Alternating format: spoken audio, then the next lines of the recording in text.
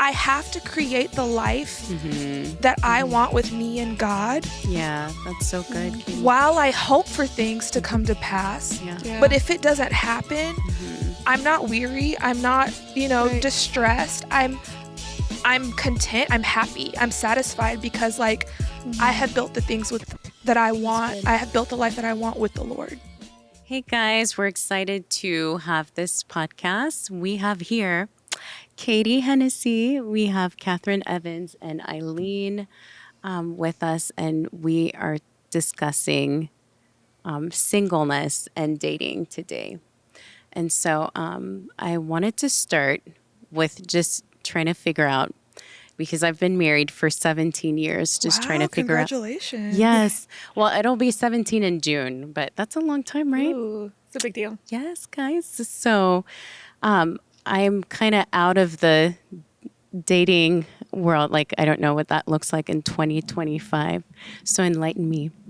Tell me, what does dating look like for you guys in this season?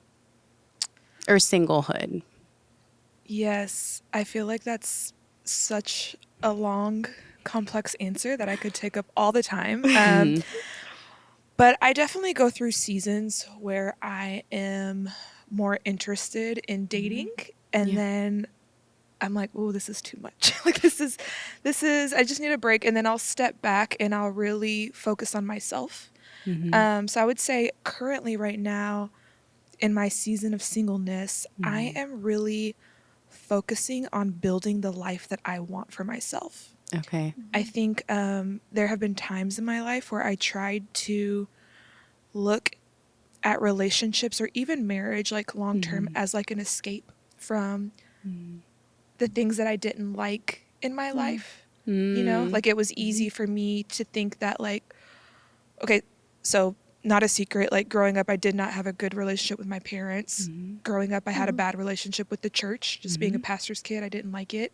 So in my mind, I was like, well, I'm going to go off to college. Then I'll meet my husband and I'll just move off to wherever and so I think I use that as like an escape. And so I have learned that the beauty of singleness for me means that I'm learning to love myself. I'm learning to build the life that I want to build so that when a partner does come along, like I'm already healing. I'm already whole. I'm already, happy. And then this person just comes along to enhance all of those things. Because anytime you talk to a married person, right, it's like, it's beautiful, but it's work, And so it's like, I'm working on myself in all the ways that I can right now in this season of singleness to be able to enjoy marriage better. That's so good. Okay. Yeah. Nice. No, you're good. I thought you were cutting me off with your coughs. Like, that's enough, Katee. No. I can relate to that in the sense of that what the waiting season looks like for me is just pursuing healing. Like you said, when you were growing up, relationship with your parents, same. Like there's a lot of things that I just want to work on myself.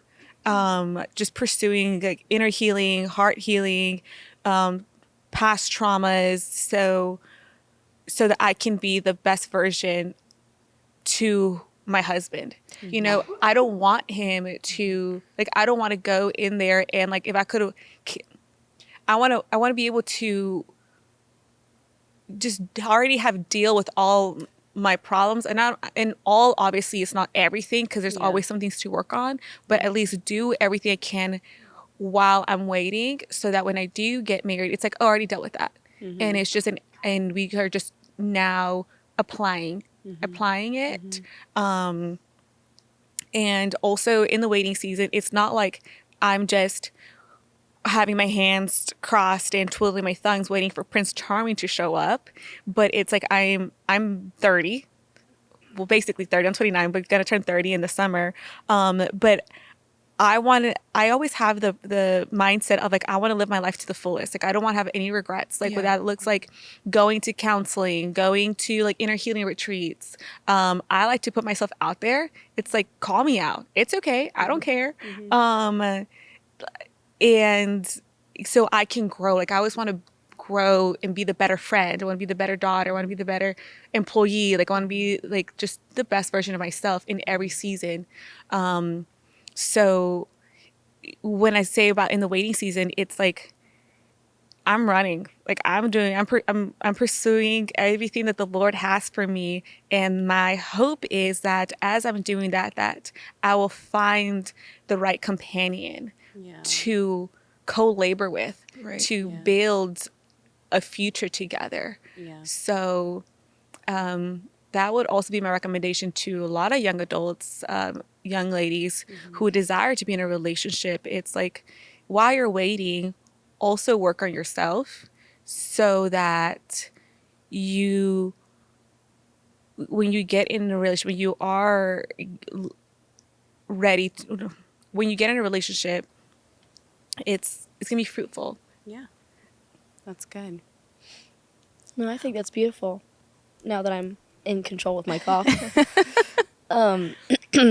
it's funny how it's not funny, but it's cool how you said that you wanted, someone to do life with. I think for me, I feel like I've had the honor and the privilege to live the life that I've always wanted. I've always wanted to travel. I've always wanted to do ministry. I mean, I've grown up as a PK, so all I know is ministry, but I've grown to love it. And because of that, and I've pretty much have lived the travel life, and I'm, worship and everything. I'm doing everything that I'm dreamed of. I think for the season of singleness, I think my goal is marriage, honestly. Okay. Not saying I need to get married now, but but it would be nice to do this type of life with someone. Not putting pressure on me like you have to be in ministry, to do life with me, but just having someone to share experiences with would be so awesome. Because I've lived this life by myself already. It's not like I'm waiting. I love traveling with my family and everything else, but I'm like, man, it'd be so cool to be able to share that. But at the same time, I'm like also super chill. Like I'm not in I'm not in any rush. I'm just like, if it happens, it happens. If it doesn't, it doesn't. I feel content with just me and the Lord. So that's for me. So good. I think a lot of what I'm hearing, correct me if I'm wrong, but in your waiting, there is intentionality to heal, to work on yourselves. Is it only for the purpose of marriage? Because I know, like, it was all mentioned, but in the Bible, there's also, I think, something that we don't talk about as much in singleness. But, in church, we talk a lot about marriage, but also in the Bible, it talks about, Paul talks in Corinthians that single people have the ability to secure their devotion to the Lord compared to, when you're married, you're divided, you're taking care of your kids, your attention, your devotion is divided, but there's a gift in singleness. And I've realized I have so many friends that are single. Like my best friend is in her upper 40s. She's single.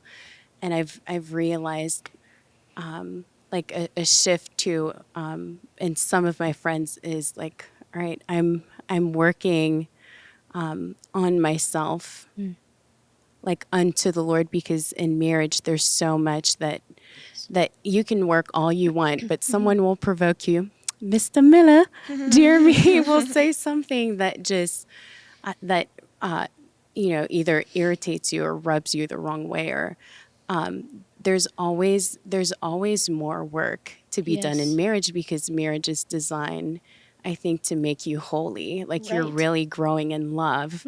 And the way you grow in love, like I tell my kids, I'm like, this is like a gymnasium for you to learn how to love each other, because proximity just irritates you. Like you just see the flaws, you see the qualities, but you're familiar with all the things. But I think you said that you saw marriage as a way of escape to instead of dealing with what you had in that moment. Like you would view marriage as that escape.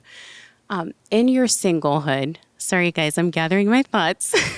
In singleness, is there a way of being single without the end goal of marriage? Like, Yeah. I'm actually securing my devotion to the Lord because partnership with the Holy Spirit changes me, transforms me.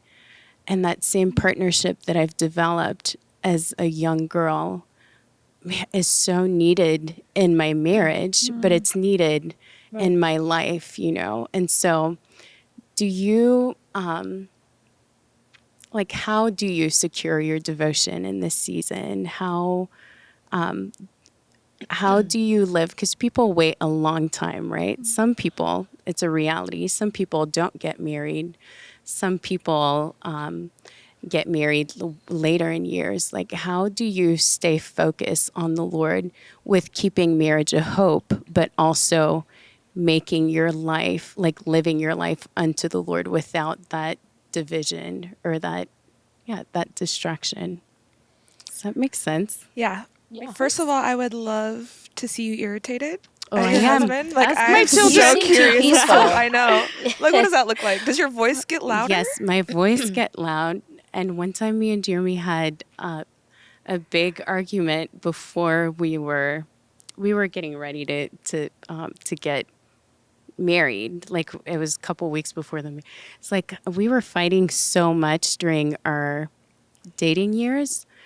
And he told me like a couple weeks before we were getting married that he thought maybe he's like, maybe that's not a good decision. Maybe we should call. And I just like rose up.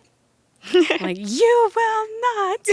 You will marry He's like, me. she just transformed into the Hulk. And I love that So- so much. yeah, usually I'm like calm and collected, but Yeah. if sometimes my downfall is like suppress, and Yeah, then it's when like I come build out, up. I come out. Yeah. Wow. Yes, but That's awesome. I think so. Like, back to your question. Yeah. I think so. I initially said, like, I think what you had asked, how are we handling singleness in this season? Yeah. And I think for me, I had to come to terms with that. Like, what if singleness is my portion? yeah, Like, what if that's Right. my forever? yeah, And so I really had to start building the life that I wanted for myself. yeah, With the idea that that might not happen to me. And again, you know, it's something that I want. It's something that I pray for. But there are things in my life that I'm believing for and I'm hoping for that haven't come to pass yet. Yeah. One of them being marriage, right? Yeah. Another one being like my complete health. You know, so there's like in the midst of that, it's like, okay, I can continue to pray and I can continue to believe and I can continue to be, you know, depressed about that my health isn't, you know, functioning at its best, or Yeah, like where, yeah. you know, I have autoimmune disease. So it's hard sometimes. Like it's there's not a way for it to get better. It's not, you just have to like cope with it. There's different things you can try. Like, it's like, there's not like, they don't say like, well, this is how you can be healed from this. So it's like believing and hoping for that.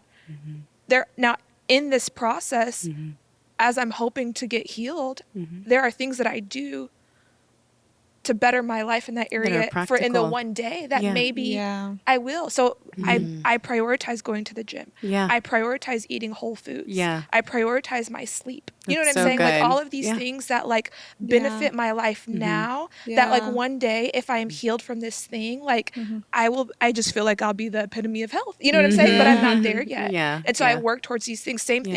thing with my finances. Like one of my dreams is to honestly be wealthy to the point where I can give to ministries and church needs. Like, you know, growing up in the church, we're taking an offering every Sunday because there's so many needs. There's so many people who have dreams and they have ministries and they want to, you know, serve, but finances are always a problem. Like, I want to be wealthy so I can give to those things. Yeah. And like, again, ideally, you know, in my younger self, like, oh, well, I'll just marry rich, you know, and then like, yeah. I'll marry a NFL player and then I'll run his philanthropy like aspect and like perfect, you know, and but like that did not happen. Yeah. So how That's do so I how do I get the life that I want and that I dreamed of?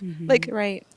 I start having dreams about a business. I start working on business plans. I start, savings or meeting people who can be investors. Like, I have to create the life that I want with me and God, Yeah, that's so good, Katie. while I hope for things to come to pass. Yeah. Yeah. But if it doesn't happen, I'm not weary. I'm not, Right. distressed. I'm content. I'm happy. I'm satisfied because like I have built the things that I want. good. I have built the life that I want with the Lord. Yeah. Yeah, that's is so so good. good. That's so good. Yeah. So good. When we were talking earlier, I think you referenced dating as like it's crazy because dating is crazy. What does the actual process of dating? I met my husband in Bible school. There was like 20, no, not 20, but maybe 60 people. We had small, just small group, intimate, and but like now there's online dating. There's Right. there's the options that we have in our community, like at church, how let's say you do want marriage, like as a woman, what is an active way of being holy and available? I don't know. Holy and available. That is funny. I don't know. But how are you maybe moving towards that goal? What's a healthy way of moving towards that goal? How do you meet people? What kind of people Yeah. are out there? Like, what do you? Yeah. There's a lot of different types All of people kinds. out there. Some There foolery, is. That's a very mostly foolery, That's a very yeah. interesting question because it's a funny question because it is. There's various ways to make yourself available. Yeah. There is. I don't know anything about online dating. I've never done it. Oh my God, it's the worst. And I feel heard bad. of it. I feel bad because a lot of people have met Yeah. their people Yeah. Right. online. So it's obviously it's a great Some tool. people it works for. Yeah. In my experience when I did it a few years ago, like, you fill out your profile, like you do it, you do it all. Even like if you put Your likes, your Christian, dislikes. yeah, even if you put Christian, I work at a church, like I'm very upfront with all of that. Like still first or second date, like they would bring up sex. You know what I mean? Like, so it's just Wild. like, it's so hard because Discouraging. it almost feels like online dating has like become like hookup culture. You know what I'm Yeah. saying? And I think during COVID and stuff. And so it's really Wow. hard to, I think, be intentional and find like Yeah. somebody who has the same standards as you. Yeah. Through that lane and through that world. I know different people are trying stuff like run clubs or like whatever, but even if you like go out to events, a lot of times like I think unfortunately society is such a like we're in such a hookup culture now that like that Yeah. it feels like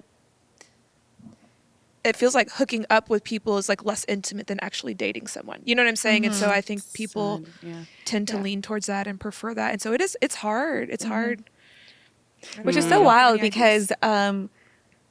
because even you're like, oh, it's a Christian app. Like, oh, this is a Christian guy. Yeah. And it's like, surely not. And we all know we don't want to like talk about sex right away. Like, I want Right. connection. Like, I want chemistry. I want Right. that. But, and then yet after a while, it kind of deteriorates to that is the conversations I've heard as well. Right. So I guess for me, with like, I mean, props to anyone that has found somebody through an app. Good, kudos to you. Bless you, your relationship. But for me personally, like, I so big on like, I always think like ahead sometimes. Uh-huh. And it's like, man, I would hate to tell my kids a story on how I met their dad through an app. Like, this is how I You're think. romantic. Like, That's yeah, so sweet. like I would hate to be like, yeah, me and your father met, through an app. Like, that just sounds so like, it's not cool. You're hoping for a better story. Like, I Yeah. just rather have like, if I don't find somebody, I don't know. I just feel like I know times have progressed and everything and technology has grown and all the things, but like, I feel like there's just something about having that connection one-on-one. Like, you end up meeting someone somewhere. yeah. Oh my gosh, And you then- want to meet cute. Yes. Every But, girl like, just wants to something- meet their guy in a cute way. Like, we want a cute story. Just something like, I mean, I know it's not all about you have to wait for a story. I'm not waiting for a story. Yeah. Yeah. But I can't like go searching for someone. Like I can't do that. Yeah. Okay, at all. let's stop here. Searching for someone.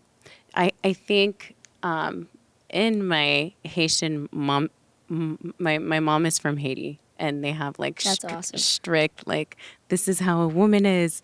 This is what you do. Right, right. They have ideas that were like that are ingrained. One of the ideas was.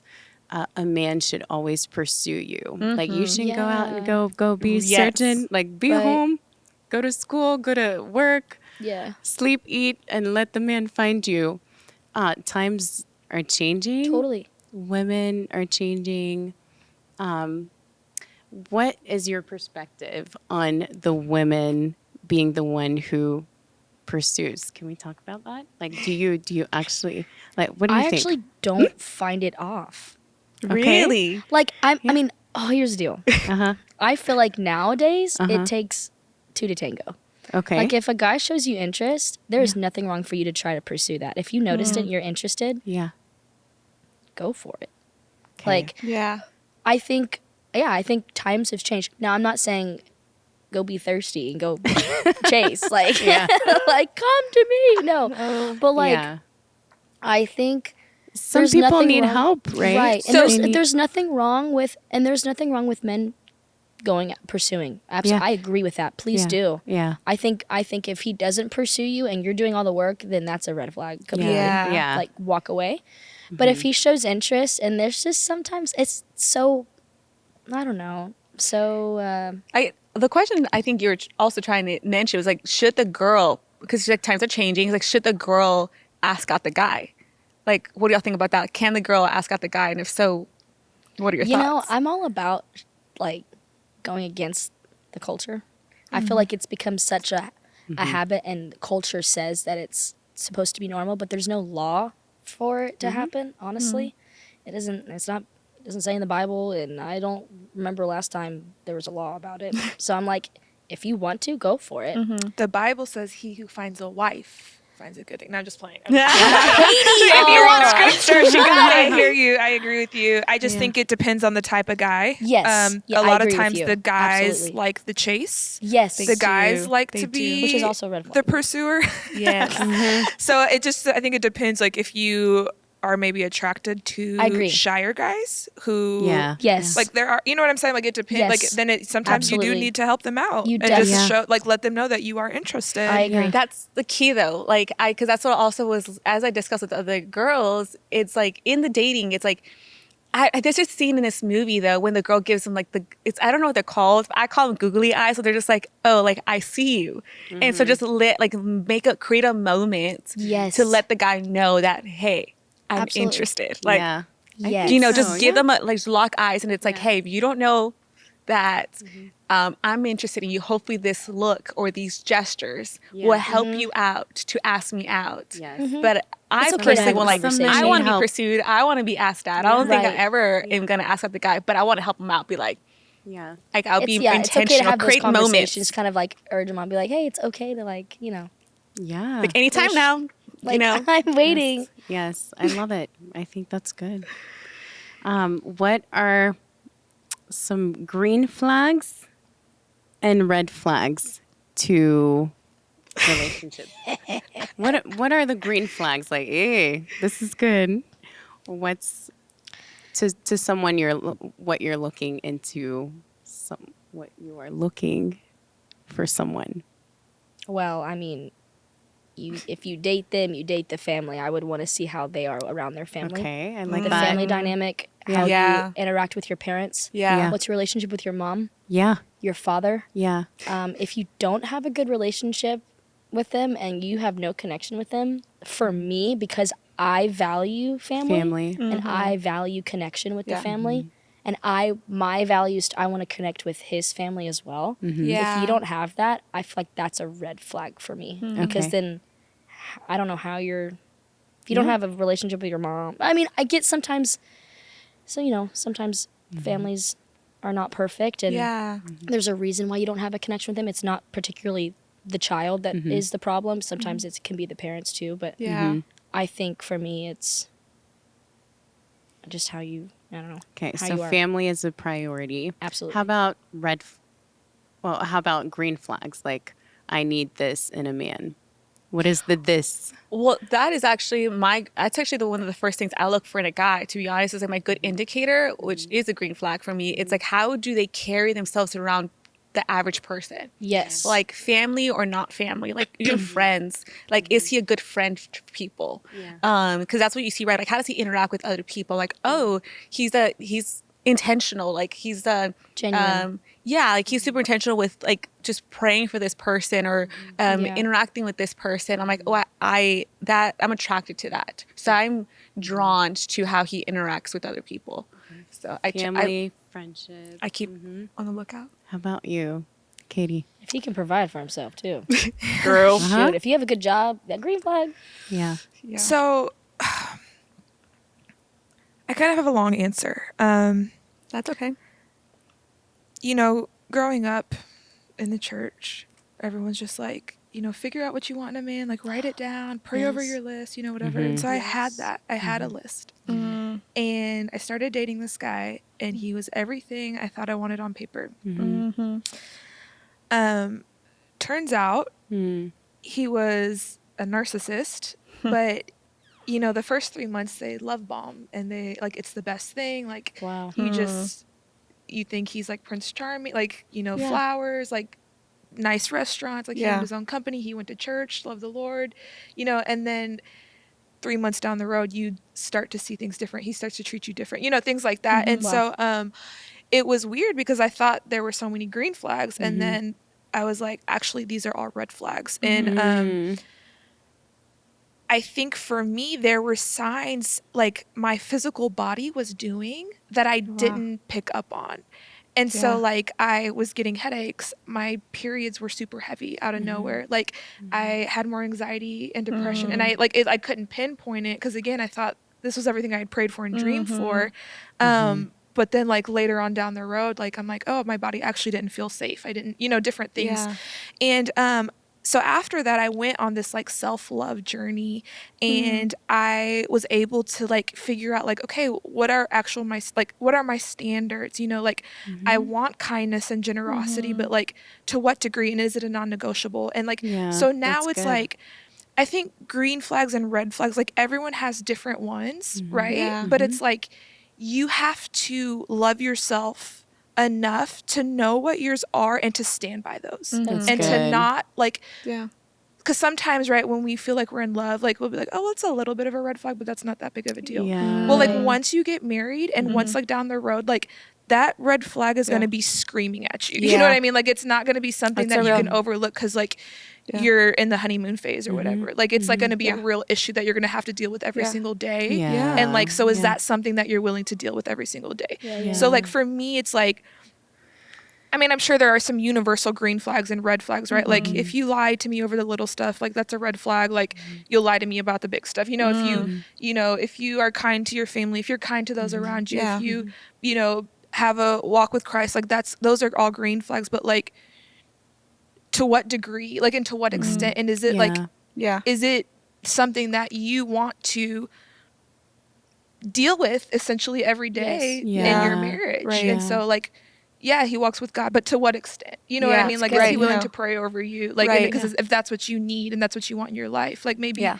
like, oh yeah, he has a job, but like maybe he switches his job every 6 months. Well, if you're somebody who like prioritizes safety and security, Stability. yeah, then it's like you want somebody who's maybe a little bit more ambitious. Yeah. You know, and so it just depends on like what you know that you need, and the more you love yourself and the more you heal, the more like those standards will become clear, and you'll be able to spot the green and the red quicker.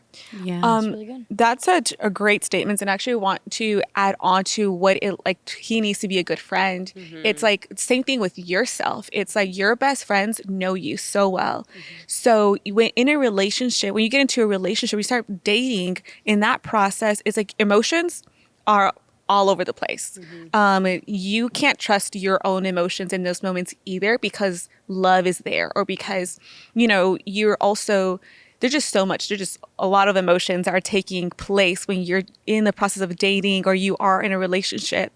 So when you have to, I believe that you have to bring your friends into, like, your close friends, your safe people into the process, because they're going to be a good sounding board of, like, one, they can call you out too, because it's not just about calling out the other person, but it's also like, hey, Aileen, friend, like, I see you doing this, and I think that, like, let's talk about it. And I'm like, thank you. Like, I didn't know that I was doing this, or I didn't know that I was reacting this way. Thank you so much. Or you can see their other friends. They can do that for the other guy too. Like, they can give you some hints of who this guy is.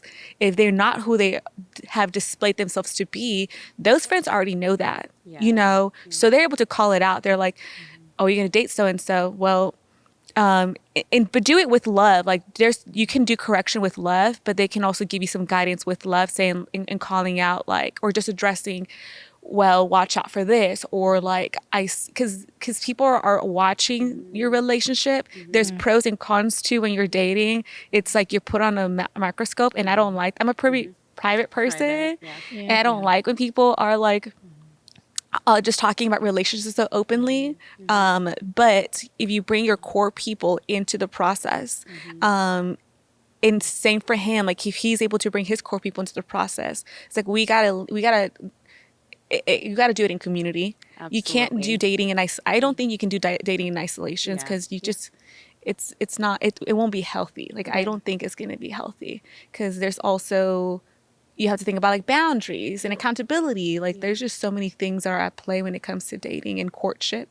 Yeah, absolutely. I think identifying people that feel safe, that have more wisdom than you have, or more experience, or to, like, not just peer level, but I know through our dating process, it was really hard because Jeremy is so open and public, and I was like, don't share my business, like, so private. And we had to identify, like, premarital counseling, people that felt safe, that were in ministry longer than we were, that were married longer, that had children, that, like, people that you aspire to, or like marriages that you strive for, that you would love to have. I think that's also good wisdom, inviting people that are ahead of you in that journey.